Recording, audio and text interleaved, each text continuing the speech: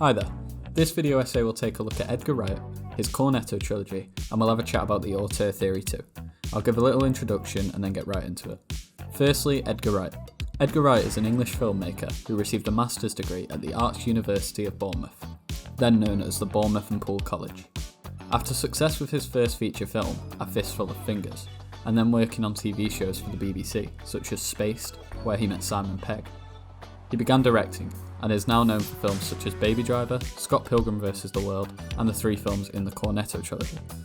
So what is the Cornetto Trilogy? The Cornetto Trilogy is Edgar Wright's 3 different Cornetto-flavoured films, starring Simon Pegg and Nick Frost. This isn't a trilogy in the usual sense of the word, but more in a stylistic manner, as the 3 films have nothing to do with one another, but they all share Edgar's sense of direction. Which brings me to the auteur theory. Auteur is the French word for author, and auteur theory is when, over a group of films, a director must exhibit certain reoccurring characteristics of style, which serve as signature. Essentially what makes a film recognisable to the director. A unique selling point if you'd like. The auteur theory has its issues, with it giving a film director the same praise as an artist or an author, despite a director maybe doing the job for a studio, and therefore not on their own accord, which raises the question, is filmmaking an art? However, it feels the auteur theory is useful to mention when talking about Edgar Wright, because his films are very recognisable to him. Now let's take a look what I mean by that. So the first thing to mention would be the cast used. The 2 big names that come to mind are Simon Pegg and Nick Frost. They play the 2 biggest roles in each of the 3 films we're looking at. But they aren't the only reoccurring cast, as Martin Freeman, Bill Nighy, Rafe Spall, Julia Deakin, Patricia Franklin and Garth Jennings all appear in all 3 of the films. But Simon Pegg takes the lead and Nick Frost is usually the sidekick character. The 3 films we will look at here are Shaun of the Dead, Hot Fuzz and The World's End, the 3 flavours of Cornetto. All 3 have entirely different stories and fall into different film genres. First you have Shaun of the Dead, a zombie horror movie following Shaun, a man trying to get his life together and save his relationship whilst surviving the ongoing zombie apocalypse.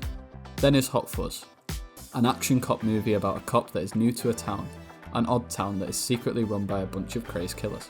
And finally, The World's End, a sci-fi movie about a group of men returning to their hometown, trying to recreate the glorious days of their youth, by completing a pub crawl that they tried years ago. However, the people in the town have now been replaced by aliens. WTF, Gary? The films all have differences in their genres, but despite these differences, they do have a lot in common. The easiest thing to notice would be the comedy. Edgar favours the comedy and he delivers it brilliantly, both visually and through dialogue.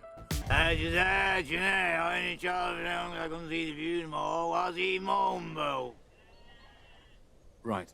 It is seamless, as the pun to a joke can just enter the frame or come out of nowhere, and it just works.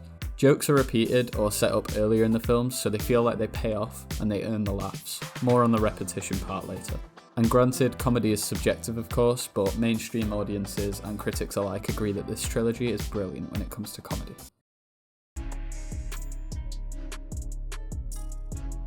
Now onto the more technical side of the films. Edgar Wright shows his style through a mix of camera work and editing used throughout the trilogy. He does something unique with the way the films are put together, whether it be the fast cut editing of a man's morning routine, or 4 pints of beer and 1 more to being poured.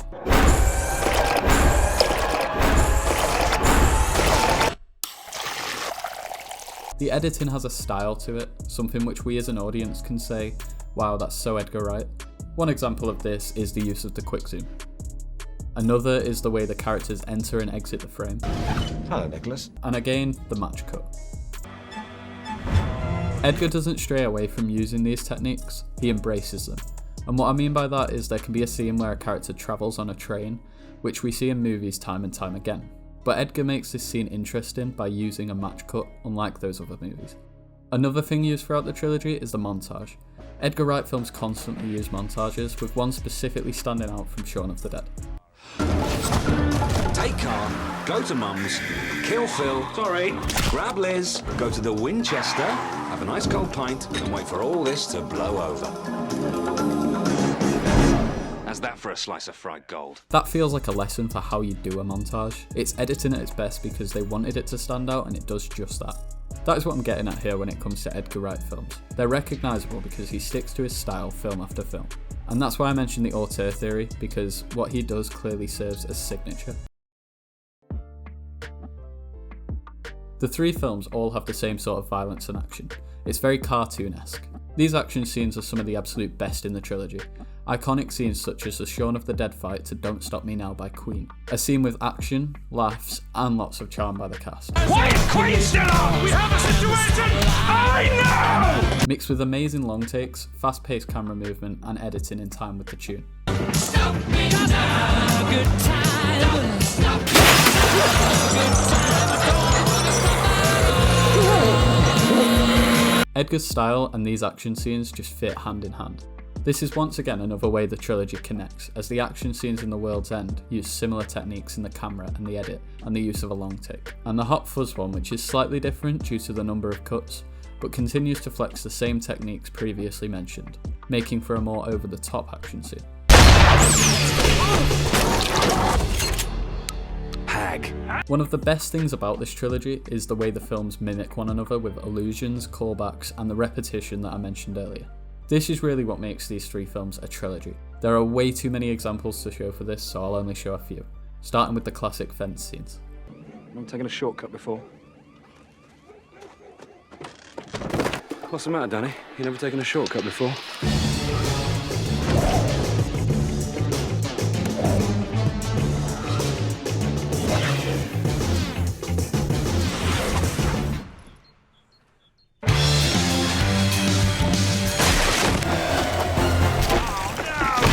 Allusions like this occur many times, with the trilogy being named the Cornetto Trilogy by the appearance of 3 different flavours of Cornetto in each film individually. Do you want anything from the shop? Cornetto. You want anything from the shop? Cornetto. I'm hard pressed to recall any processed foods I actually miss. Finally on this section is the references and callbacks to the things outside of the trilogy, such as pop culture.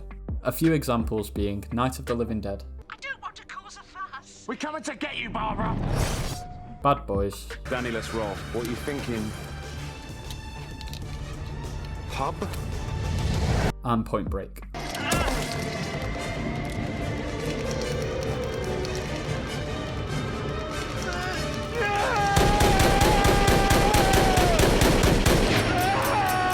These little Easter eggs hidden in the films have become part of Edgar Wright's style, as much as the way he shoots and the way he edits the films that he makes.